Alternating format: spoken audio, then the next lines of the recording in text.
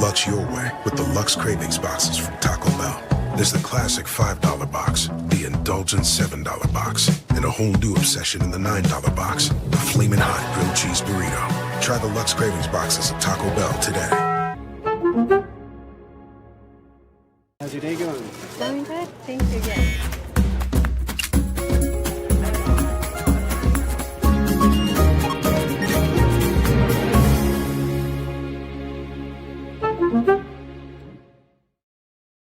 Check out the all-new Blue and Orange store at the Boise State Hall of Fame. The Blue and Orange store has your best game day gear. We're talking jerseys, hats, bumper stickers, car flags, more than 4,000 hats on the hat wall. If you want the best Boise State gear, make sure you check out the Blue and Orange store online at theblueandorangestore.com or the all-new Blue and Orange store down at the Boise State Allen Noble Hall of Fame. As sports fans, we may cheer for different teams, but there's one thing that we can all agree on. We want the game to be big. And with 3 levels, 30 cabanas, a 143-foot screen, 6 clean pools, and endless cold drinks, it doesn't get any bigger or any better than Stadium Swim in Las Vegas. All sports, all seasons. It's more than a pool deck. Stadium Swim. It's the only thing like it in the world.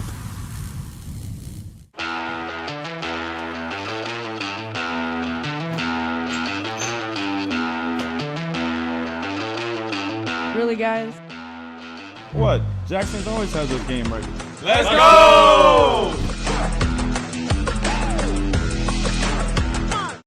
It's the all-wheel drive event at Lithia Ford of Boise. From hunting trips to ski trips to trips to Grandma's house.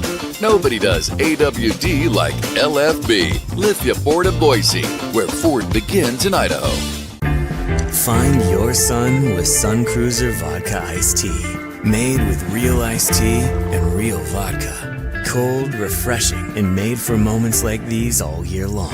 Let the good times cruise with Sun Cruiser. When I want Boise State to win, I trust Coach Rice to lead the Broncos to victory. And when I want the best painting and garage floor coating, I trust rowpaint.com to get that job done right.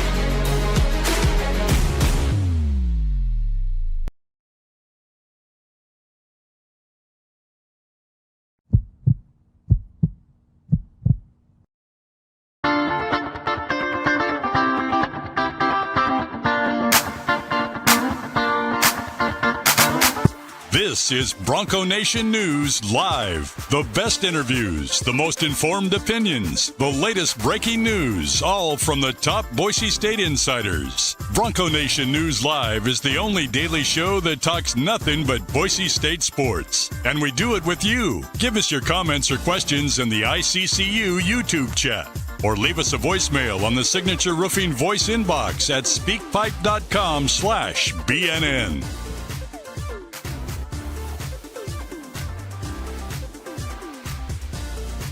BNN broadcasts come from the Sun Cruiser Studios. Sunny days call for Sun Cruiser Vodka Iced Tea. Made with real iced tea and real vodka. It's refreshingly smooth and easy to drink. Crack open a Sun Cruiser and let the good times cruise.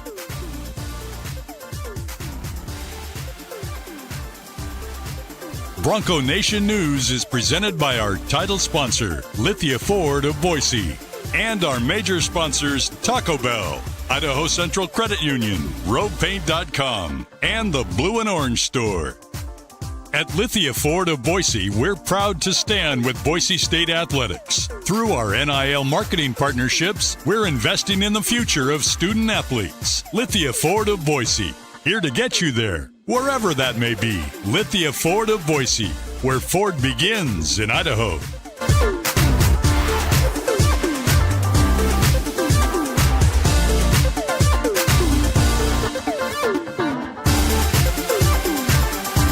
Broadcasting from the Sun Cruiser Studios, here's BJ Rains with another edition of Bronco Nation News Live.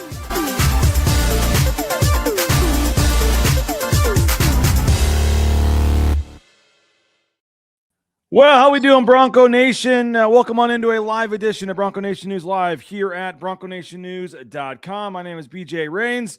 We got John Mallory, host of Prater in the Ballgame, weekdays 3 to 6, 95.3. The Ticket with us as well for his regularly scheduled Thursday appearance. We left the arena about 7 hours ago. We're back here live again, breaking this one down, and we got plenty to talk about. We got Leon Rice with some comments that I don't think a lot of us in our time covering Leon Rice or following Leon Rice have heard him be as strong as he has against his point guard play, against his team, against the fans. As I said in my story, only the popcorn vendor, was I guess not immune to criticism last night from Leon Rice. He was because he didn't have to make much popcorn because there wasn't a whole lot of people there, right? He had an easy night. He was the only one. The popcorn guy, easy. Johnny, quite the game last night. We are going to talk football, transfer portal. We got plenty to discuss, but obviously going to start basketball and that game last night. How we doing, man? Yeah, I think this fan base is in a basketball mindset after last night. Now that we've had a night to kind of sleep on it and think about it, I'm trying to think in which way it kind of wasn't gross. They didn't shoot well. They didn't defend all that well. They got, like Leon said, punked on the glass. That doesn't happen. There wasn't a lot of will or care, it felt like. I mean, they were just lollygagging on offense with the ball screens and lollygagging. There was no one being aggressive. Andrew Meadow, 2 shots. I don't know whose fault that is. Leon Rice. We have the quote. Leon Rice says it's the point guard's fault. Okay, it is. But also Andrew Meadow too. Like, hey, let's call for the ball. I saw a Grand Canyon team use their bigs very well. At 17, he was 6 of 10. They used him well on the block. I don't see Boise State forcing it down to its bigs in that way, and I think Drew Fielder has a similar skill set to the kid at GCU last night. I think he can incorporate stuff like that in his game. He didn't start. They go in that direction. That's another weird thing. Why the hell didn't Drew Fielder start? Leon, it felt like it was he's got to get better. So he's got to get a level of Dominic Parolin. I mean, that was a mess last night, BJ, and you cover this team closer than anybody. You're closer to this team than anybody in the media. That wasn't this team, or was it? That's where I am. Yeah, I mean, aside from Bob and Abe, they've clearly got me beat, Johnny. Nobody in the last 13 years has been to more Boise basketball games than I have, and probably talked to Leon Rice more than I have in the last 13 years. And I've never heard Leon Rice speak like that, openly criticizing players, openly criticizing the point guards, criticizing Dylan Andrews, criticizing the team as a whole, criticizing the fans for the lack of energy and the lack of fans that showed up last night.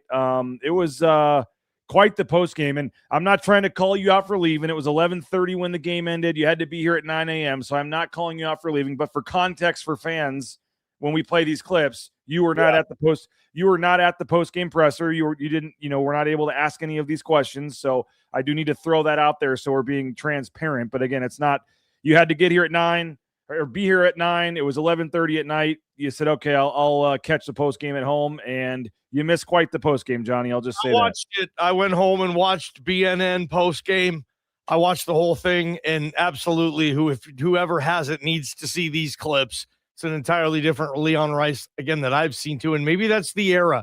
Maybe you're more prone to call out a kid or a position when there's 4, 5, 6 zeros on the end of that contract that you're paying him. And maybe it's just a little different. It's a different relationship now. I don't know, but they shot. What was it for the game? What'd they end up shooting? 34%.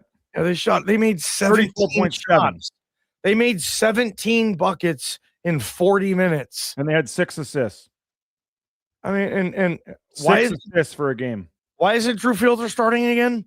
I can give you the exact quote from Leon Rice. BroncoNationNews.com. I made this story free so everybody could read this, and it was 1,200 words, Johnny, that I posted online about 3:30 in the morning last night. Got home from the post-game press conference, from our post-game show, 2-hour post-game show. Got home and wrote a 1,200-word story with all of the quotes and comments here from Leon Rice. Quote, we're trying to get him better. We're trying to get this team better. You have to practice good. You have to rebound good. Okay, so they don't like the effort, my translation, that Drew Fielder is giving him. So this was essentially I guess, a punishment. Or because I don't think, I mean, it has Bill says reading the tea leaves, it's attitude issues with Fielder. Maybe so. Okay. I don't see that. I haven't heard that. I mean, Drew Fielder's a good player. He's one of the better players on this team. Maybe he's not all that you wanted or whatever that is, or maybe personality wise doesn't fit the way you wanted. But I mean, he's still, BJ, you watch this team. You want Drew Fielder out there more often than you don't. And Dominic Perlin, a good player as well, but those are different roles. And I think the plus minus of Dominic Perlin last night at minus 27 kind of tells maybe more than you need to know on this. That was weird. He's got to get better. He's got to rebound better. I mean, they got punked on the glass, and that's with this new lineup. And not only did Dom Perlin come in, he gave up the first 4 buckets of the game were all on Dom Perlin's guy, the big guy. He gave up an offensive rebound. He took an ill-advised three-pointer early in the game. Dom Perlin, I mean, that backfired. I don't know if Leon was sending a message, like, whatever you said to Fielder, but Perlin was overmatched in that game, and part of the being down 8-0 early in the game was Dom Perlin struggling to start the game. He gave up all 4 buckets to his guy, and like I said, a bad 3 as well. Minus 27, like you said, but the worst plus minus on the team was minus 30, and that was Dylan Andrews, who also was getting tons of criticism thrown his way, and then he was kind of thrown to the wolves. Johnny, they had Dylan Andrews talk to the media last night as well. So very interesting post game. We got so many clips we can start with, so many different areas to go, but because you mentioned the Andrew Meadow 2 shots, let's just play that clip first. Here's me asking Leon Rice, how does Andrew Meadow only get 2 shots? Your starting point guard has a minus 30 plus minus. And all right, that's the wrong clip there. I'll find it in a second. That was another clip on Dylan Andrews. But let's see where on point guards and Meadow. Here we go. Sorry about that. We'll get to the other clip in a second. But here's Andrew Meadow, 2 shots. Andrew Meadow might take 2 shots. Yeah, exactly. And you have 2 point guards out there. So you got 2 point guards out there that don't have a clue what's going on in the game. Are they point guards if they don't get one of your better shooters some more shots? We'll find out. 2 point guards that don't have a clue what's going on in the game there, Johnny. If they don't have a clue what's going on in the game. I don't know whose fault that is. I guess it's their fault. Is it coaching? Is it both? I don't know what's going on with this team. Here's the other clip. The other clip goes with that. Here's the other clip that goes with that. When your starting point guard has a minus 30 plus minus, and when you have 2 point guards out there and you have 2 assists in the first half, wow. I was going to ask about DA. I mean, I know you're confident in him, and I know just a rough stretch here, but you mentioned the minus 30. I think he has 7 made field goals in the last 6 games. Yeah, it's unbelievable. It's like, he's got to get his mojo, and he's got to get better shots, and he's got to get, you look at their guard tonight, and a great example of, we had him in the bonus early, and then we settled for bad shots. We didn't take advantage of that. You look at their guard, dribble around, and then he knows how to draw a foul. And our guards have to get smarter and savvier, and we can't just have no idea what's going on out in the game. And we had an opportunity we shot a lot of free throws, but we had an opportunity and we were hanging in because of it, because nothing else was good. But our free throws could have been really good. It could have got us through it, and it sure didn't. I mean, we could have had 10 more of them.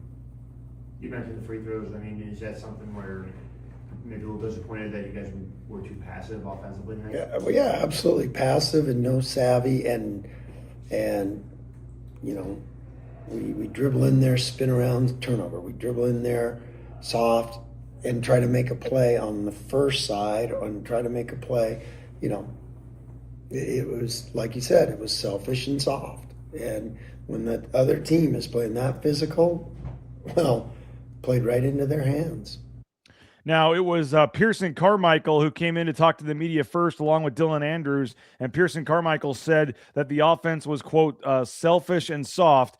I asked Leon about that and said, here's what Pearson said. He said it was selfish and soft. What did you think? And then you heard him say that he agrees selfish and soft. But both point guards, Dylan Andrews taking some shrapnel, even A.G. Nato, who by all accounts has played pretty well, taking some shrapnel as well. And Leon saying the offense is selfish and soft. And a lot of it was Johnny not getting to the free throw line more. I looked at you, I think it was about 8 minutes to go in the half, and I said, hey, they're in the bonus with 8 minutes left. And they just really stopped attacking, stopped trying to get to the free throw line. And I think that's part of what Leon's talking about. You have to know when you are in the bonus to stop settling for threes and mid-range jump shots. Get in the paint, get to the rack, and draw some fouls. And there was just too much dribbling last night, too much passing. And you're sitting here now with an offense, Johnny, that ranks outside the top 100 at KenPom. Boise State's offense comes in at 123. It's their worst statistical offense in more than a decade. You have to go back to 2012 to find a year where Boise State's offense rated at KenPom as low as it does right now.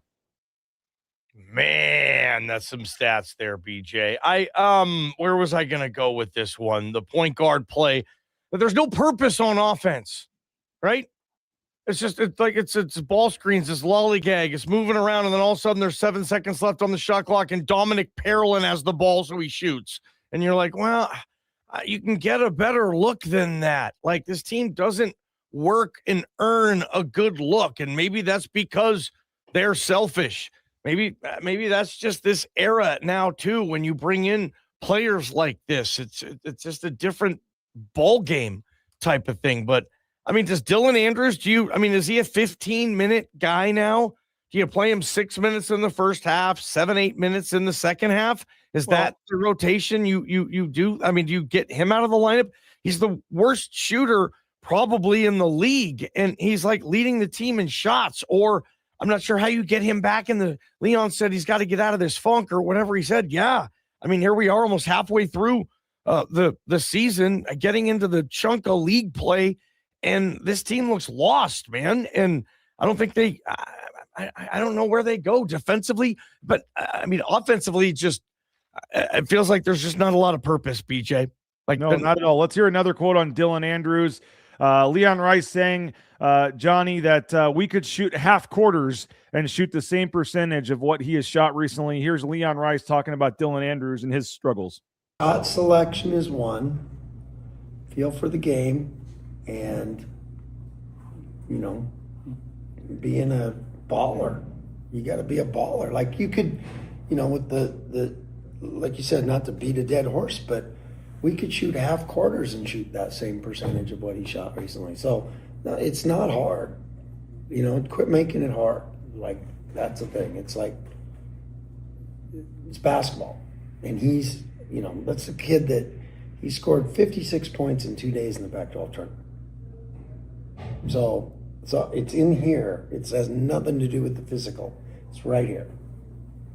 And only he can fix it. There's nothing a coach can't pat him on the head and tell him, you're going to make them, you're going to make them. You got to fix it. And it's not uncommon. Every player is going to go through a valley of death and a slump or whatever you want to call it. But fix it. You got to have some toughness to play this game, and that's where the toughness has to show up. And then don't let it affect your defense. Don't let it affect, okay, then get 10 assists. There's other things you can do to help winning. Again, 7 made field goals in the last 6 games, shooting now below 30% for the season. Why is he in? Because you paid him? Because I think you keep expecting recruit.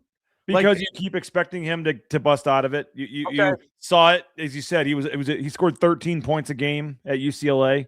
For the most part, I think he's getting decent shots. They're just not going in. He takes an ill-advised 3 here and there, but he only took 4 shots last night. He missed them all. But I think some of his shots he's stuck with the ball in his hands at the end of the shot clock, like you said, because nothing else has happened, and he's got to just jack up a deep 3. No one wants to attack the basket on that offense. I'm not defending him. He has not been good the last 6 or 7 games, but I think you look at the back of the baseball card. He's got some stats. He's proven it. He's done it in the Big Ten, and if this team's going to go anywhere, you need him to get it going. But I think you're at a point now, Johnny, where based on what we heard last night, I would be pretty surprised if he started against Utah State. Is Fielder back in the lineup? Yes, Fielder has to be back in the lineup. Nothing against Parolin, but Fielder has to be. But I think Nato, the problem is, I mean, well, did RJ Keene, we figured out, never played in the second half, right? Not once, man. I don't know what happened with that. I mean, Leon gets in these things, but yeah, RJ Keene, and I don't know if Spencer Aaron's got a second in the second half as well. He's been instant offense. It feels like on a cold night, I'm going to get Aaron's out there. I'm going to get Peanut out there. He got 2 minutes. I'm gonna get Meadow out there. I'm gonna get Buchanan out there. Let me get some scores here and some shooters, and let's try to get back in this game. I thought maybe we'd see a little more of Aaron's. I don't have a good feel for this team yet, BJ. And I mean, I don't know who's their best player. Is it Buchanan? He's playing very well. Is it Meadow? Is it Fielder? I mean, I'm not sure. And then the point guard play. It's just gross. It's not good. They don't get a lot of assists. They don't drive and dish. Like what Leon was saying, he's a tough guy. Leon is, and it felt like, he needs Dylan Andrews to freaking be a dog, man. Like this is high level competitive ish. Like you got to get out of, you got to get after this. And it feels like maybe this team, you're kind of like, hey guys, we're just like coaches say, they're just kind of going through the motions, but they're not in it. They're not feeling it. And maybe it was because of the crowd, but yeah, Leon, that was a moment. He just kind of let it all boil over last night. And there was a lot of reasons too. That was a really crappy night for this basketball program last night. Really crappy night. All right, we'll get to his comments on the fans here momentarily. I want to play that and get your thoughts, Johnny, and get the folks in the chat's thoughts. Leon Rice, pretty reserved usually in his comments about the fans. I personally think this was several years of frustration boiling over, Johnny, in terms of the crowds, not just on about last night's game, but we'll talk about that in just a second. I do want to thank our title sponsor, Lithia Ford of Boise. The all-wheel drive sale is underway right now, and they've got to get rid of some of these 2025s to make way for the 26s. So 0% APR for 60 months, 0 down. Some unbelievable deals right now at Lithia Ford of Boise. Check them out, lithiafordboise.com. You can view their full inventory of vehicles. Hey, Sun Cruiser, iced tea vodkas, lemonade vodkas, tremendous beverage. Love Sun Cruiser. Started drinking it down at Circa, and so pumped to have them on board. And I don't kind of BS when I say this. I really, truly, it's a delicious drink. It's awesome. I love it. And no carbonation, low calories, low carb. The lemonade iced tea is the best. The strawberry lemonade vodka as well. They got multiple flavors, options. Go pick one up at your local Ridley's. Jackson's has them as well. Other grocery stores, gas stations. Sun Cruiser. Crack open a Sun Cruiser and let the good times cruise. Hey, Idaho Central Credit Union, ICCU.com. Pearson Carmichael is with ICCU. They got Natalie Pasco as well on the women's team. And Idaho Central Credit Union, there's a branch pretty much on every corner at the easiest. That mobile e-branch online banking right there in your smartphone. Make the switch today. Find out what you're missing. Just tremendous customer service and so easy to do everything right there online. And I'm so happy that the Bronco Nation News and the Raines family, our accounts are all with Idaho Central Credit Union. Make the switch today. Idaho Central Credit Union. Hey, 99-cent coffee or hot chocolate, 99 cents when you use your Let's Go rewards anytime, day or night, 24 hours a day, 7 days a week. 99-cent coffee from Jackson's. It's a 16-ounce coffee or hot chocolate using your Let's Go rewards app. Jackson's, don't forget, when the Broncos score 75, you can also get a 75-cent fountain drink 2 days later using that Let's Go rewards app. We appreciate Jackson's. Visit a Treasure Valley Jackson's location today. Hey, Taco Bell, TacoBellWorks.com, the SON Management Group, the Nicolason family, whether it's the crispy chicken strips. Johnny, did you get the breakfast quesadilla today? I did not, BJ. It was a long night. All right, the breakfast quesadilla is tremendous. Great breakfast options at Taco Bell. Great options around the clock. My kids love the cheesy roll-ups, the slushies, the Mountain Dew Baja Blast. So visit a Treasure Valley Taco Bell location today. You can visit TacoBellWorks.com for more information on their charitable giving efforts and the great work from the SON Management and the Nicolason family. Taco Bell, visit a Treasure Valley Taco Bell location today. And I want to thank the Blue and Orange Store. Online at theblueandorangestore.com. You can order anywhere in the world your Boise State gear. You can go into that Town Square Mall location, 15,000 plus hats on the hat wall. You can go to the location there at the Allen Noble Hall of Fame, get that customized basketball jersey if you want to support AG NATO or Andrew Meadow. They got the new 208 shirts as well. Get your gear at the Blue and Orange Store. The official in-venue provider of Boise State merchandise is the Blue and Orange Store, online at theblueandorangestore.com. All right, Johnny, it was statistically the smallest crowd of the season. It was the lowest crowd of the season. The official number was 8,806. 8,806. It was the smallest crowd of the season. They didn't get much to cheer about.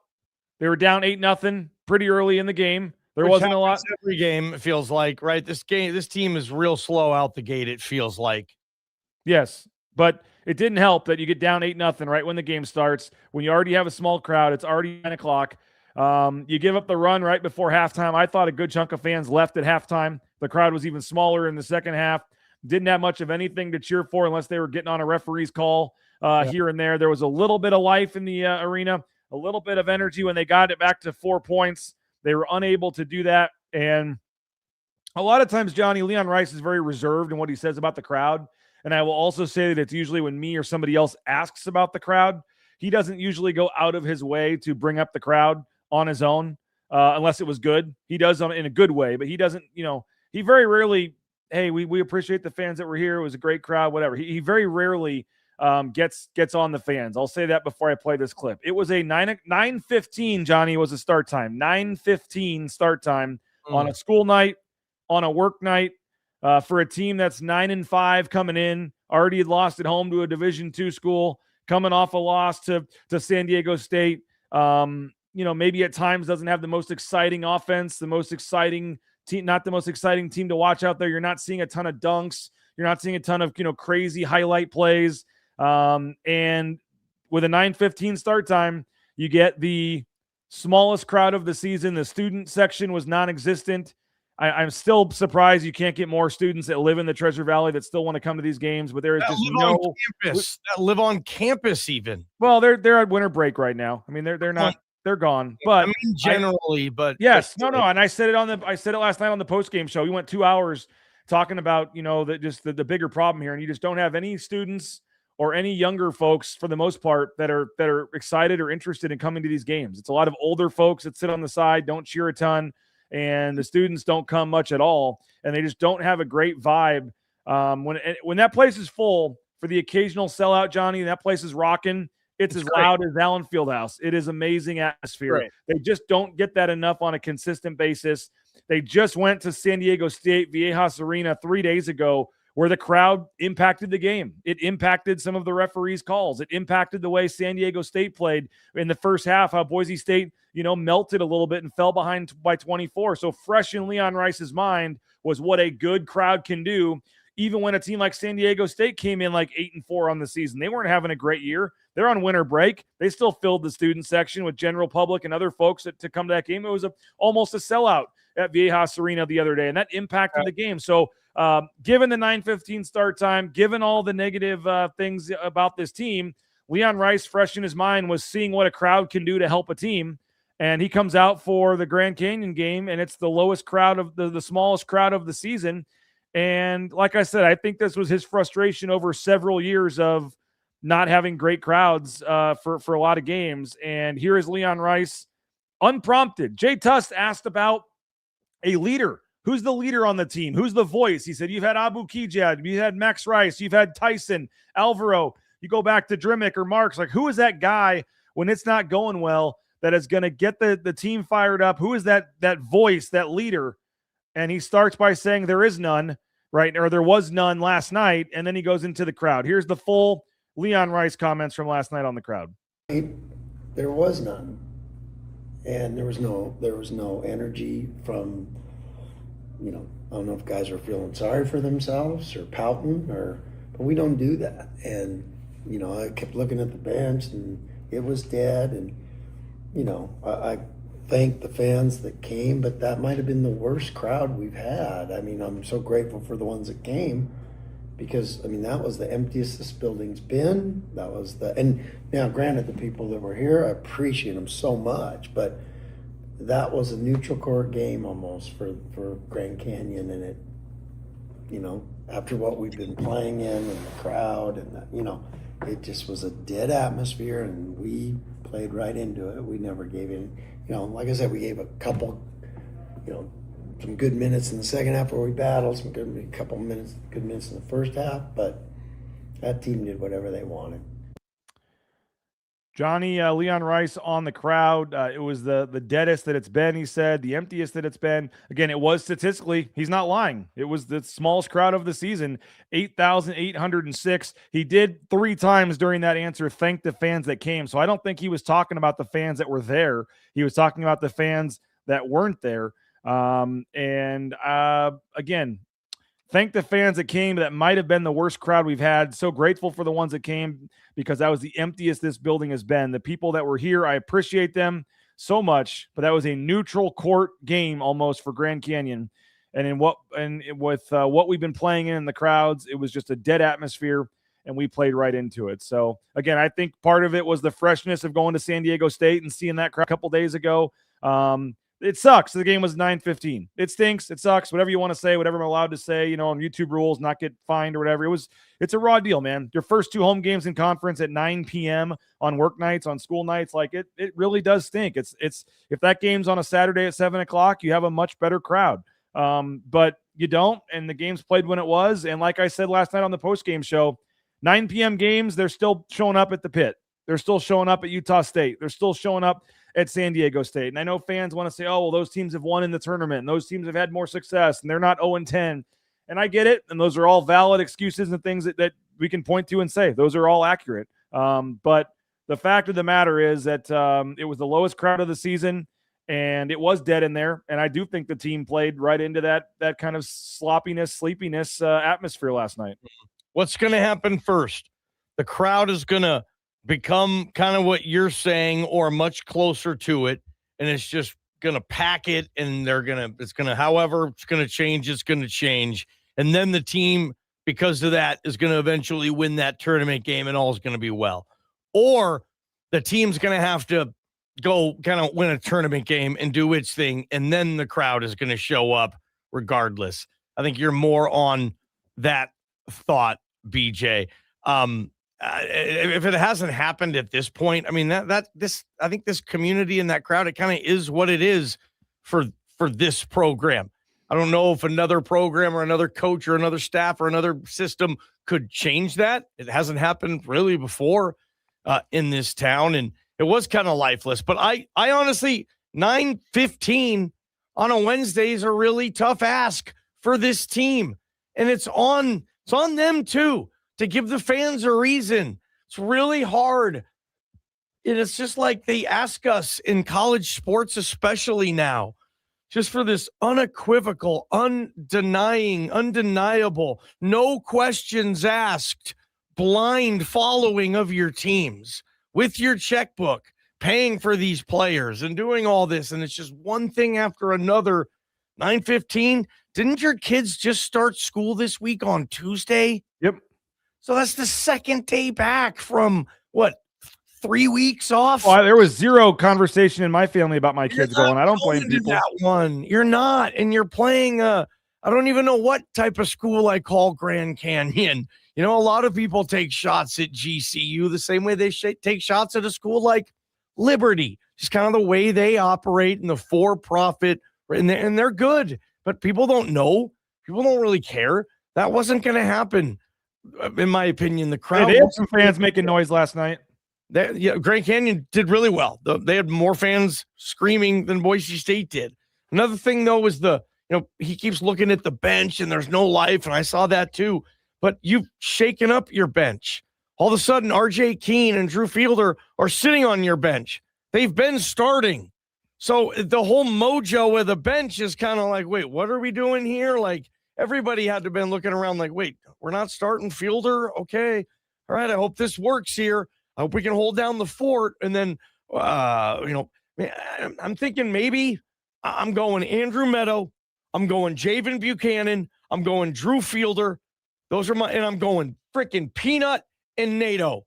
That's my lineup. I'll bring in Andrews, Aarons, RJ, and Parolin off the bench if I need it. But it's Meadow, Buchanan, Fielder, the nut, and NATO. And I'm going to just try to freaking score and get some aggressive players out there. some of those players, just have not played the role that I've expected. And maybe it is because, hey, if you don't play defense and if you don't do this and this and that, your minutes aren't going to come. Leon is not going to waver on that. And maybe, I don't know. I just think it looks like this team, I don't know, in March, I hope we're saying, hey, this team's playing its best ball. I get it. There's no at-large. Stop it. But can they win 4 games in 4 days or 3 days in 3 days? And can they win a Mountain West tournament? The league seems, fairly up for grabs. Utah State, luckily, doesn't get to play the conference tournament in Logan. So they're a different team away from Logan. Just look at them historically. And if you get them out of Logan, they are different. They're still good, though. But maybe you're in a position there. But right now, that's your best case scenario, right, BJ? Find a way to figure out how to play your best ball heading kind of into March, and maybe you see what happens. Because right now with this team, I'm convinced so far that this team isn't good enough to be an at-large team. They don't shoot the ball well enough. Their offense isn't capable enough for me. I don't know. This team is what it is. Bless its heart. I like it. I'm hoping they win. I root for them for the show. I love following this team, but I've seen better teams in this town. I think you have too. Yeah, no doubt. No, it's no one expected to be sitting here talking about a 9-6 team at this point, Johnny. No way. You're right. No way. It has not been the season that we thought it would be. The offense, as I said, the worst offense in more than a decade. Losing to Hawaii Pacific may have just been a warning sign we should have taken a little more serious, I guess, with this season and where they're at. And you can obviously you start to the top, man. Leon Rice is the head coach. They're not where they want to be. I mean, sure, he deserves the criticism, the blame. He hires his assistant coaches. The offense has not been good. The defense still ranks 26th, I think, in the country. You want to have something to chuckle about, Johnny. The Ken Pom number for Saturday's game only has Utah State winning by 2. Yeah. Okay. The metrics, the predictive metrics still actually think this should be a very, very close game on Saturday, but I think they're factoring in a sellout crowd or a large crowd and a home court advantage and Boise State getting back on track. I don't know if that's going to happen, but they've got to find a way to turn this around. Here's one more Leon Rice quote talking about Saturday's game and Utah State. Hey, we're all disappointed, and we got to fix it, and we got to fix it quick. I mean, there's no time. You got one of the hottest teams in the country. I don't know how they're not ranked coming in on Saturday, and with that kind of effort and that kind of environment, and that we'll get beat by 100. It'll be the worst, that's what it'll be. So they got to figure that out. And we need help. We need Bronco Nation right now. I mean, this, like I said, this is one of the best teams right now, and they're playing great. They're playing with aggressiveness and toughness, and, they're clicking right now. Well, there you go, Johnny. Leon Rice saying with that kind of effort and that kind of environment, we'll get beat by 100. It's like when Spencer Danielson says, hey, if you play like that, you can't throw 5 interceptions against Meridian High School. It's kind of like, yeah, well, if you were playing Meridian High School, I hope you're not throwing 5 interceptions against that defense. You threw 5 interceptions because you played a good team and a better defense, and they kicked your ass. It wasn't just, it could have been anybody. No, Meridian High School, I would hope, isn't going to pick off your quarterback. Kind of the same relationship there, what Leon's saying. I have a hunch that they win on Saturday. I've seen this with this team where you feel like it's a rock bottom, and then Leon will figure it out, and the fans will show up because it's a suitable time, and it's a Saturday in Boise, Idaho, and if you look at the home schedule, it really stinks this year with times.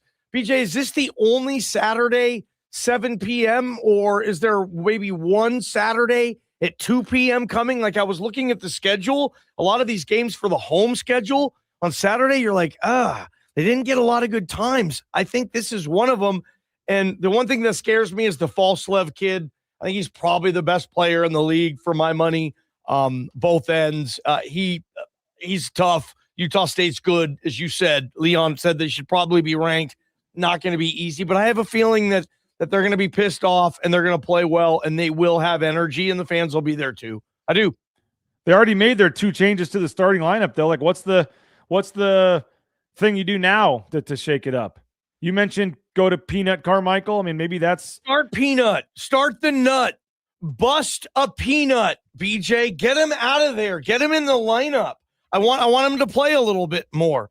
But if he doesn't play D, I get it, and I hear from smart people that tell me, Peanut might score 9, but he gives up 14. And I totally get that with players. There's a lot of those guys in basketball. Yeah, they'll drop 20, but they give up 22. Really, what are they doing? And I don't know if there's where Peanut is, but yeah, that's my 5. I'm going to try to score with this thing. Meadow and Buchanan and Fielder are my front court, and then Peanut and Nato are my back court. And then my bench is Andrews, who's a UCLA starter coming off my bench. He averaged 13 a game in the Big Ten. Yeah, but I don't know what's going on, but I don't think you can keep going with this experiment. I mean, if you're going to continue with Dylan Andrews, like Leon said there, it's over. It has to, it's fixed. Like it can't happen anymore. We can't go down this road anymore with you. So you just got to start hitting them. And hopefully Saturday he'll hit his first 2, and then all of a sudden he'll drop 22 and he'll look great. And like you said, he looks like a guy who averages double digits at the, one of the highest basketball programs or most, esteemed basketball programs in this country. Maybe so, but we just haven't seen it with that kid. We haven't. I don't get it. He seems like a really good player. The ball just doesn't go in the hole for him. He gets some good looks. He's tough to guard. He does settle for some bad shots too, but he gets good looks also. He misses bunnies. Like I just haven't seen it. He's way better than that, and hopefully he gets a chance to prove it. Because if not, at some point, Leon's just going to be like, I love you, man, but I can't play you anymore. I can't. Yeah, and like I said, I think they just keep waiting for the shots to start falling, but the definition of insanity, is trying the same thing over and over again or whatever it is. I mean, it's they at some point you got to try something different. As Keaton says, 41 of 143. Read some comments. I got some time here, BJ. Fans are not happy with the reseating. I don't know how much you've talked about that on your show, Johnny. They're going to reseat Extra Mile Arena. The lifetime seat folks are getting moved. If you don't come to at least 75% of your games, you're getting moved. They're going to give priority for donors that actually show up and spend more money to now sit lower by the court. They're going to have the new Section 12 section for the fans, but a lot of people in the chat unhappy with the reseating next year and saying that's going to, cause less people to come next year, and that folks were already mad about the lifetime seats and moving all that stuff around, and that's kind of playing into this. Who's mad? The lifetime folks that they're getting moved? Yeah, a couple on here are. Yeah, so Gavin Beck. This was the deal my family signed, and you can't do this to us. And if we don't want to go, we don't have to go. There are seats. G, F, whatever the letter is, Y, right? I mean, maybe that's it too. But I mean, BJ, I remember last night I looked at you at the game, and this is kind of when it started. And we're looking around and we're saying, sheesh, we were right. Yeah, Wednesday night, Boise, Idaho, school's back in sesh. It's just not going to be a good crowd. And I remember looking at the lower bowl, where the seats you guys are talking about, they're really nice seats. And I remember going, BJ, how many of those seats are paid for? And, and you're like, every single one of them. And it's weird when the section that's continuously most disappointing is like the nicest section in your building. But it was one of those. I would say second to the student section, but yes.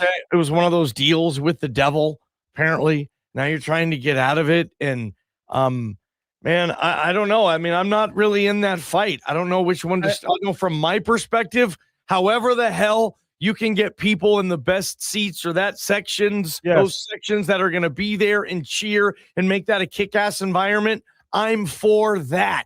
However that is. I think it's been proven over time here that the arena is too big, Johnny. That's part of the problem.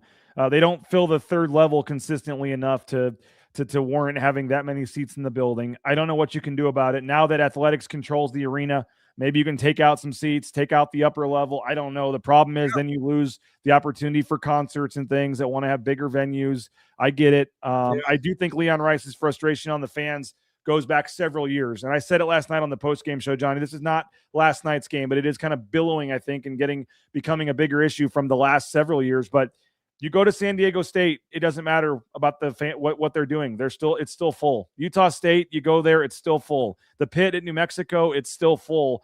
And they just have not consistently gotten the big-time crowds and the big-time atmospheres at Extra Mile Arena. They'll get it for one big game. They'll get it one game a year and sell it out, senior night, San Diego State, whatever. But games like last night are where you just say, hey, yeah, 9 o'clock game, 9:15 game, yeah, it stinks. And people can say you have to, I know it's the chicken or the egg. The team starts winning, the fans are going to come, whatever. But Jordan Morales says here, Stu Morrill went 1-9 in the NCAA tournament, and that crowd was still 100% lit, built different. Good point. It's the chicken or the egg. And games like last night are what keep you from the tournament. And when you have the smallest crowd of the season for a must-win conference game, it doesn't help. And I know the start time was bad. I get all that. But I think over time, if you look at the last several years, Boise State's home court advantage is good. It could be great. And it hasn't been. And they're trying to figure out some ways to reseat people, whatever, that give Jeremiah Dickey, Cody Gogler, they're trying. They're making a big, pretty bold move, reseating the arena. And that's going to tick some people off, but they're trying to get a better atmosphere in there. They're trying to get the fans that want to come to the games lower to the court and better seats and give them their opportunity. But I think you just got to say Extra Mile Arena is not any of those other arenas I just mentioned. It's at best fourth in the conference and probably worse. And it is what it is. And like I said, any fan that wants to complain about the team and say we're not coming because the team's not any good, all this, I challenge you. Go to one game at Viejas Arena. Go to one game at the Pit. Go to one game at the Spectrum. It's just, as I say, built different, man. Those places, it's just a different atmosphere, a different vibe, and they 100% get calls and get. I said this last night, Johnny, but does it ever feel like Boise State consistently gets like a good home cooking from the refs? No, but I don't pay it. I can't think. I'm not like blaming the refs at all. I'm just saying like you go to like you expect it. You go to Logan, Utah, and you're not going to get all the calls. You go to the Pit, you're not going to get some of the calls. You go to San Diego State, and that stuff happens, and you just it happens. And I don't feel like Boise State at all has built that kind of reputation or had that crowd where you go in there and you know it's going to be a tough night against the officials and everybody, and they don't get those. They don't get that, and that's because of the atmosphere and the crowd and all of that. So football school. Right. Well, I mean, can it be that simple? This is a football school, and it proudly is a football school, and that's who you are. And there are a lot of schools that we're talking about now that don't draw crap for football, and maybe they would trade their basketball arena for some close to the atmosphere that Boise State produces in football, right? I mean, so sometimes you can't be both. Maybe you can. Some schools can pull it off. Well, I'm saying if you can't be both, that's fine. But then you need to be then don't expect craziness from the team on the court. Like if you want to be a football school and say that's where you're going to put all your resources and that's your thing, fine. But then don't expect Leon Rice to win 30 games every year and go to the Sweet 16. Like I mean, that's fine. If you want to be a football school and that's perfectly fine. Then you should be happy winning 20 plus games and being in the mix and being a semi-competitive team pretty much every year, and that should be good enough for you. I feel like the fans' expectations don't balance out what they're backing up. You mentioned football school, Johnny, quickly before we let you go. We get the news yesterday, DeMario Warren going to BYU. So they've now lost their safeties coach to Michigan, their corners coach to BYU. They've lost their 4 starting safeties and corners to graduation. Big changes coming in the secondary here. What's your take on the Warren to BYU and wherever else you want to go with coaches, portal, whatever else? Good for DeMario Warren. He lives like 13 houses down the street from me, like right down the street. And congratulations on the move. Talk about totally redeeming yourself, right? Good for that guy. And not that he had to get better because Mike Prater was calling him out, right? No, but he did. And his unit got better. And they were the best secondary in the Mountain West this year on paper. Led the conference in picks. They were right there with fewest passing yards given up per game. DeMario Warren did a good job, and hopefully they can find a corners coach that is better than he is or at that level. this football team's, this roster, I got a lot of questions, man. I don't know if I see quite the depth that I've seen the last few years on this team, or quite the punch coming back from this team. There's going to be a lot of opening spots and a lot of opportunities for kids in a developmental program, BJ, to be able to fill big shoes. And that's what they're going to have to do. And I'll be excited when spring ball starts to see where some of these guys, I mean, think of all the new starters next year, BJ. We're going to be talking about this in spring. Then when we get into summer, going through the potential depth chart, man, there's going to be some new names on this thing. This is going to be a different look. Oh, I mean, outside of like quarterback, running back, a few positions here. I mean, how many spots are open? Look at this thing. It's huge. Wide open. Who you got tonight, Ole Miss or Miami?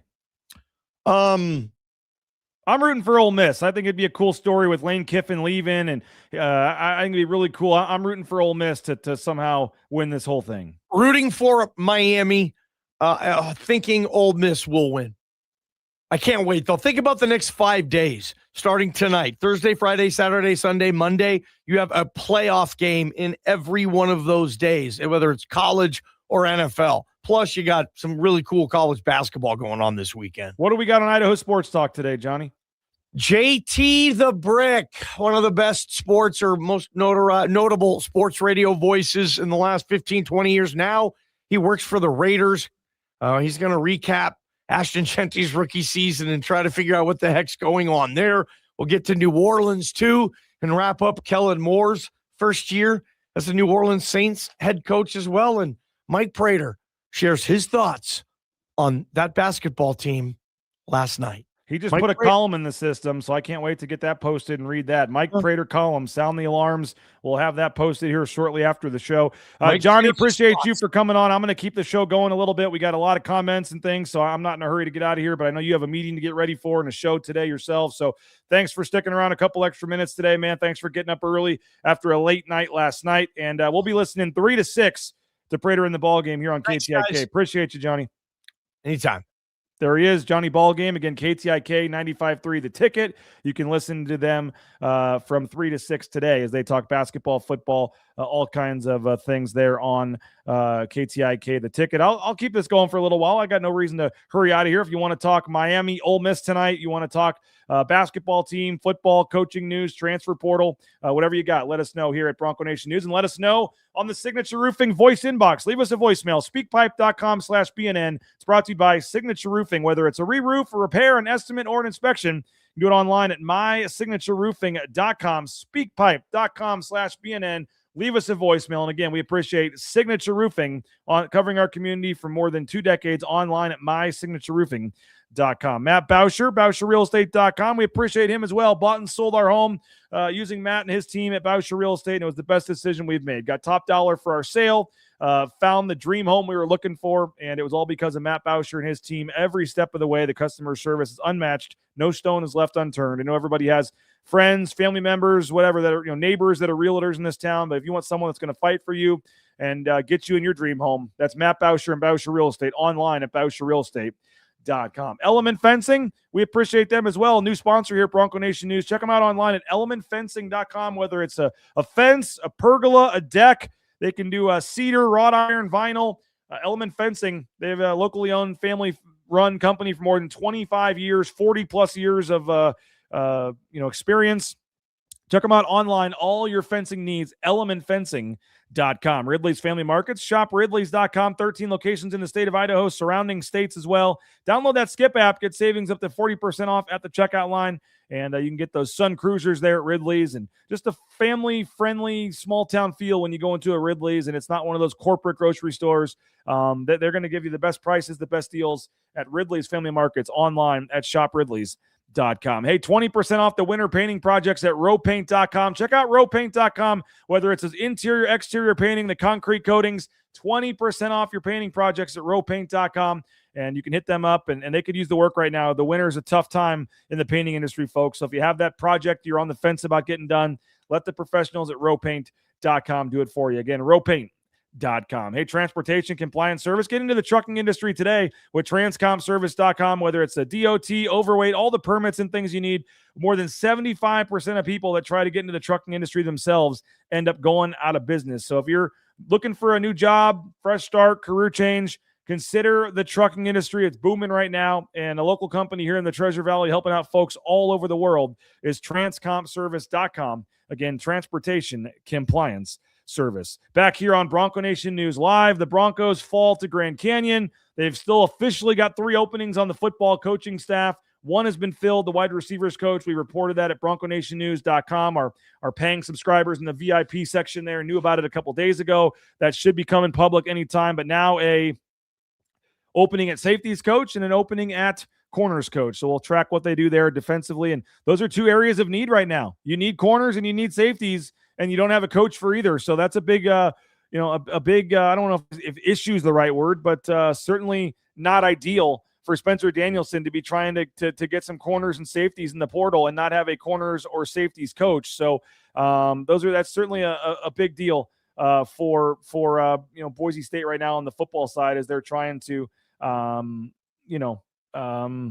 build this roster and improve some talent from a team that also lost 5 games this year. And I said last night on the postgame show, I wonder if some of this frustration with basketball stems over from the football team losing 5 games.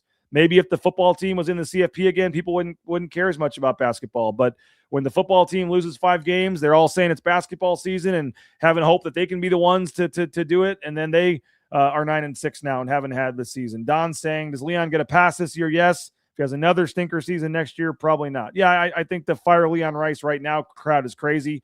I think they could lose every game the rest of the season, and I think he would have the opportunity to come back. Now, if that actually happened, who knows what would happen? But I don't think that's at all on the thinking of how do we turn.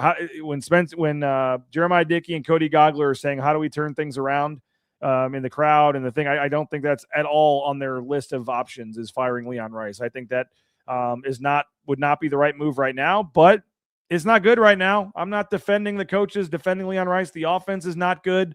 The offense is stagnant. They don't run a lot of plays. They stand around and dribble the ball. 6 assists for a game is embarrassingly low. 6 assists for a game. So the offense is not good right now. The offense has to get better, and the effort wasn't there last night. The one thing that usually you can count on a Leon Rice team is effort and rebounding and defense, and you didn't get that last night. Got out-rebounded at home by 10. So the defense and rebounding, usually staples of a Boise State football program, were not there last night, and that's concerning. And so ultimately that comes back to coaching and the head coach.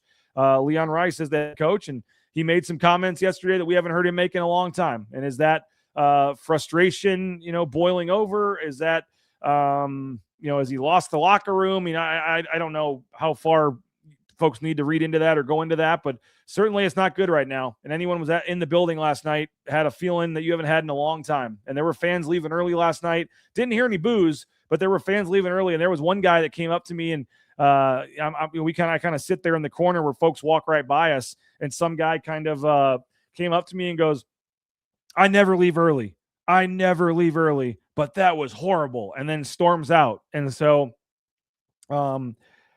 last night he didn't take any onus on himself. That is true. I thought the day before he said he should, he took onus on the loss to San Diego State. But I don't know what last night should Leon Rice have blamed himself for, or the coach? Like what do you to say that he put it all on the players and took no blame? Like what do you want to hear him say? I recruited bad players.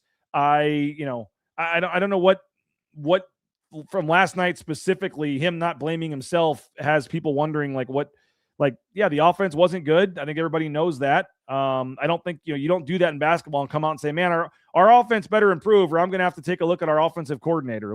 I don't think that's kind of how it works. And so it wasn't good. And Leon Rice put it on the players. I think they put a roster together that they think that should be good enough to win, and they're not winning right now. And so he took a lot of blame the day before from the San Diego State loss, saying they should have fouled up 3. He should have done a better job telling them to do that, that they shouldn't have run that inbounds play with RJ Keene. I think that, I don't think he's not taking any blame. Last night he didn't, and I think that's fair. You can get on him and say, well, but I just don't know exactly what he comes out and says, that's on me. It's my fault. That it's funny. That's what like Spencer Danielson does. He always comes out and says it's on him, and he never calls out players, never calls out anything. And people get on Spencer Danielson for saying, oh, here he is again. Same thing. Takes all the blame on himself. Like, which way do you want it? Like, I think I actually kind of like that he called out the players, like called out the fans, like, hey, like, let's go. Like, this is a team effort here, and we're not getting enough from the other parts of the pieces of the pie here. So a lot of people get on Spencer Danielson for only blaming himself and never blaming anybody else and always being positive and never giving blame to any other coaches or players. And I see that a lot in the post-game chats at Spencer Danielson. Here we go. Same thing, taking all the blame himself. And then Leon Rice comes out and actually calls out some players and calls out the fans and says, let's go. We need to be better in all areas. And yet, why doesn't he take the blame for himself? So it's kind of funny because it goes, both ways there when you look at the different coaches. I'm not saying he doesn't deserve to blame himself. I mean, you're the head coach and you're 9-6. Like, I'm not. Folks always want to get on me for being like this Leon Rice apologist and all this. And do I think he gets an unfair criticism and a raw deal in this town? And do I think some fans don't realize like what they have here from a basketball perspective? Absolutely. I totally do. But does the head coach deserve some criticism, some blame for what's happening right now? Of course, definitely. He's the head coach and you're 9-6. I mean, something needs to change. So certainly the head coach deserves some blame. Not going to make an excuse, whatever. I think we've talked about this, but people keep wanting to bring up the Utah gear and the karma there and all this. Just so you know, and like I said, I think we've mentioned this. They were in Salt Lake City to on that trip to see Julian Bowie's dad, who was dying. He was in the hospital struggling and was not doing well. And the whole team rallied around Julian Bowie and went down to Salt Lake City to support a teammate and to be there with his dad, who was very sick in the hospital. His dad ended up dying. Did they make a rough choice as college kids to end up going to the game while they were down there and wearing Utah gear to try to fit in? Yes, that was a very poor judgment, poor decision. Yes, but those kids in their heart were down there trying to do the right thing, supporting Julian Bowie and being there for a teammate when his dad was very, very ill and not doing well. And his dad ended up passing away. And not making an excuse for the Utah gear, that there was no excuse to that, but to kind of say that's karma for the season and all this kind of stuff, I think that was I don't think that's fair. I think they made a poor judgment. It was stupid. It was dumb. But these are college kids, and they were down there supporting a teammate. That was the only reason they were down there in the first place. They were trying to be there and for Julian Bowie when his dad was really, really struggling, and tried to have a little fun while they were on the trip, and it backfired. But I don't think correlating the Utah gear with this season is really, frankly, relevant or fair, to be honest, in that part. But it hasn't been good. It hasn't been good. I'm not trying to sugarcoat last night's game. There was nothing you could sugarcoat. There was no energy, did the crowd, it was the smallest crowd of the season. Yes. The team also gave the crowd nothing to cheer about. So I think both can be true. You can complain and say it was a small crowd. If more fans had shown up and if they had been louder pregame and to start the game, would there have been a little more energy in the arena? Could things have been a little different? I think you can say yes. But the fact of the matter is also that those that were there had very little to cheer about. You fall behind 8-0 early in the game, and it didn't really get better. There was a nice stretch where they, in the second half, where they cut it from 18-4.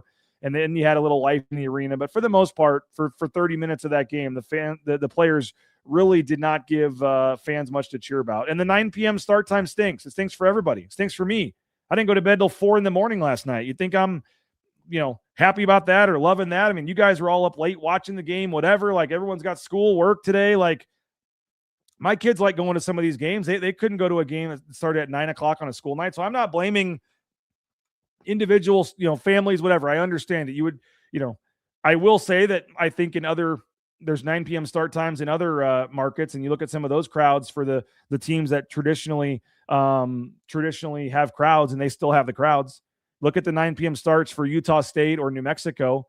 They still get crowds regardless of the start time. So I also think, like I said to Johnny, like fans need to realize, like, what do you want? Do you want the football success, or it goes both ways. It goes both ways. If you want to be a football school, if you're going to say you're a football school, that's perfectly fine.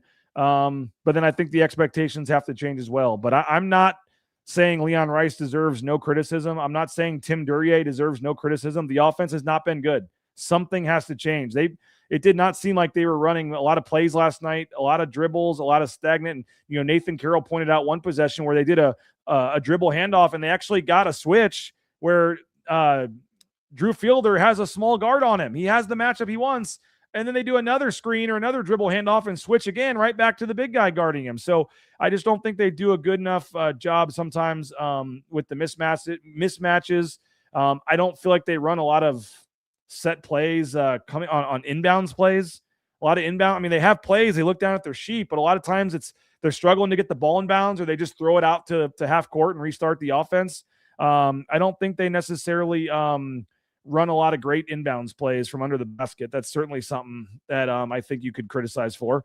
The offense hasn't been great. I mean, I think they have some individual talent. I still have, it really would not shock me if this team wins like 7 of their next 8 games. Like, the schedule is a little more favorable here, and I still think they have some talent. I think Javen Buchanan's an all Mountain West type player. He played all 20 minutes in the second half last night and did all he could. I still think Andrew Meadow, he's shooting better than, 40% from 3. He can't not shoot a 3 the whole game. Andrew Meadow is shooting better than 40% from 3. Statistically, one of the best 3-point shooters in the conference. He did not take a 3-point shot last night. That can't happen. So I just think I think they've just they've got some talent. And if you want to say, well, that's on the coaching, if they've got talent and it's not putting it all together, well, that's fair. That's fine. That's certainly fine. I didn't say they will, Chad. I said they could. You look at the schedule and who they play. There's an Air Force in there. There's a San Jose in there. There's a lot of winnable games that are on the schedule coming up. We'll find out, whether they can get some things figured out. Saturday is going to be very interesting. Saturday, they could backs against the wall, play with fire. But I mean, what's the crowd going to be? Is that going to be a loud, full crowd, or folks giving up saying, I'm not coming Saturday? And if you don't come Saturday and you give up, then you're part of the problem, and you can't really get on them at this point. Like Leon, Pearson Carmichael, I'll have to find the quote, but I mean, he begged. He said, I'm begging the fans that we need you. I mean, the players noticed this. The players themselves, Leon called out the fans. Pearson Carmichael pretty much did too. So I think I think that the players realize that when they go to San Diego State 3 days earlier and that crowd impacts the game and changes the game, and they come home to the smallest crowd of the season, that impacts the players. They jog out of the tunnel and the place is empty. Like, that's just it doesn't help. It doesn't help at all. And so I know it's a chicken or the egg. I get it, but we'll see what happens Saturday. Are they going to come out, going crazy and playing well and have energy, and there's a loud crowd and it's great and they win and they're back on track? Or do they continue more of the same and lose by 20? I mean, Utah State's the best team in the league. They're like 13-1. It's going to be an extremely tough game. Can't wait till Saturday to see what happens. We'll be tracking football portal news, coaching news, BroncoNationNews.com. They kept our deal going until the end of the portal season. $5 a month. You can subscribe to Bronco Nation News. Are 50% off, half off right now. You want portal news? You want, Chris Van Sickle has the portal tracker, has all kinds of great stuff going on right now where you can track all the recruits, the visits, the offers. Boise State's active in the portal right now. They got a lot of visitors coming in this weekend for visits, and Chris Van Sickle is all over that at BroncoNationNews.com. They had a JUCO wide receiver, a JUCO All-American wide receiver visiting yesterday. I had that up on the message board. So $5 a month. We'd love to have you subscribe to BNN. And we appreciate those of you that already have. And, appreciate those of you that continue to support our sponsors as well. This is a free show every morning here on YouTube. So it's a free show, and we give you a platform here to kind of air things out and speak and chat with each other. And the least you can do, guys, is help support the sponsors, our major sponsors you see behind us on the screen here. Throw in Signature Roofing. We need to get them added to the list here. But all of our sponsors, we appreciate you for supporting them, helping make this, this show free of charge for everybody to watch. And we appreciate those of you that do. And like I said, for the month of January here, if you take a picture of yourself supporting one of our sponsors, put it on social media, tag us. We'll throw you in the hopper for a drawing of some sort from Bronco Nation News. We want those voicemails as well. We're going to give away on Friday a gift card. We got Blue and Orange Store. We got a lot of different gift cards that we'll give away here. But give us a voicemail after the show here, speakpipe.com/BNN. Let us know what you think about this basketball team, the crowd, Leon Rice, anything you got on this heading into Saturday's game. And we want some voicemails tomorrow and Friday, and we'll give away a gift card to the best one from our friends at Signature Roofing. So go support the sponsors. Tell them that you appreciate their support of BNN. And I know folks are frustrated. Obviously, Leon Rice is frustrated, but a lot of games left, a lot of season left, and we'll see if they can get things turned around starting Saturday against Utah State. 7 o'clock on a Saturday, so no real excuses for fans to not show up on this one. So appreciate you guys. Go subscribe. Go check out the message boards. Go check out all of our coverage at BroncoNationNews.com. And we'll be back tomorrow on a Friday with Mike Prater. He has a column in the system. I'm going to post a Mike Prater column is going to get posted right when this show ends. And we'll see his thoughts on what he wants to take aim at here in his column here, his first column of 2026. So Mike Prater column coming to subscribers of BroncoNationNews.com here shortly. And we'll see any more changes to the lineup, changes to the offense. We'll see what happens on Saturday. Wasn't good on last night. Was downright ugly. Was borderline embarrassing. And a lot of things need to change on the court, in the stands, everywhere. And we'll see what it looks like on Saturday against Utah State. So have a great rest of your day. If anything happens portal-wise, we'll have that covered on the website, and we'll be back with Mike Prater at 9 a.m. tomorrow. But like I said, Bronco Nation News, Chris, Nathan, myself, we're working, no pun intended, 24/7 here. So as news breaks with coaching hires, with portal news, to check the message boards, check the website, BroncoNationNews.com for the latest. I mean, we've got, 3, and if you count Prater, 4 people devoted to Boise State coverage here on our website, and there's no other outlet in town that can say that. So appreciate you guys. I know you're unhappy. I know it's not pretty. Everybody deserves blame from the top down. It's ugly. It was very last night, and the season is kind of teetering here. I mean, certainly the at-large bid looks pretty much done. Lost 20 spots in the net rankings down to 64. The Ken Palm dropped, I think, 12 or 13 spots as well. So right now it's about trying to get a first-round bye in the conference tournament. It's about figuring out a lineup, figuring out some things, and getting some mojo going into the conference tournament. And it's about trying to get ready for 3 days in March, because it looks like an at-large bid would be pretty hard to get at this point. So it stinks that we're at that point here in early to mid-January, that we're already talking about the conference tournament, but that's probably where we're at this point. And so you got 2 months to try to figure out a lineup, figure out a rotation, get an offensive flow, get an offense going, and try to get back on track here. So we'll see what happens over the next 2 months. Bronco Nation News every step of the way, home, road. We'll be there covering it. Pre-game shows, post-game shows, daily morning shows. We'll be right there with you. But certainly not the season any of us expected to be covering at this point. 9-6 heading into Saturday's game with Utah State. So appreciate you guys. Thanks again. Go subscribe. Go check out the message boards. And looking forward to tomorrow morning talking to Mike Prater. Looking forward to Saturday's game. It's going to come quick. It's already Thursday here, only 2 days before the game against Utah State. So appreciate all you guys for checking us out. And go support the sponsors. Go subscribe. Keep this chat going. Great discussion in the YouTube chat. Keep it going over in the message boards at BroncoNationNews.com. And we'll talk to you guys later. Bronco Nation News from the Sun Cruiser Studios. Thanks again to our title sponsor, Lithia Ford of Boise. Go check them out at LithiaFordBoise.com and go get yourself a Sun Cruiser. Great vodka iced teas, vodka lemonades. Thursday night, college football playoff tonight. Go Ole Miss. I love it. Lane Kiffin leaves. I would love to see Ole Miss just win the whole thing with the way that Lane Kiffin has been acting and some of his coaches trying to poach players and everything. It'd be so awesome. I'll be rooting for Ole Miss tonight against Miami. But enjoy the football. Have a Sun Cruiser or 2 or 3 or 6. And we'll see you guys at 9 a.m. tomorrow. Bronco Nation News, BroncoNationNews.com. Take care, everybody.